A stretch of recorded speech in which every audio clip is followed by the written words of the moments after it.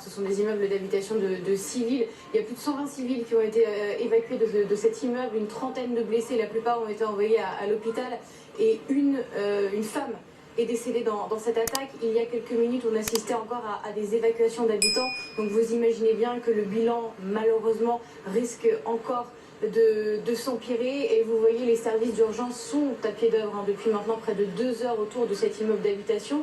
C'est la partie de la ville de Kiev qui a été la plus touchée. Et vous le voyez d'ailleurs sur ces images de Gabriel Moret, ce cratère très impressionnant, parce qu'il y a eu non seulement des attaques de drones Shahed kamikazes, mais également des attaques de missiles. C'est impressionnant le chiffre, écoutez bien ce chiffre du chef de l'administration militaire de Kiev qui dit que 60 missiles de croisière ont visé Kiev et sa région, la région autour de la capitale, et que ce sont 10 missiles également hypersoniques Kinjal qui ont visé la ville de Kiev, missiles réputés invincibles selon Vladimir Poutine.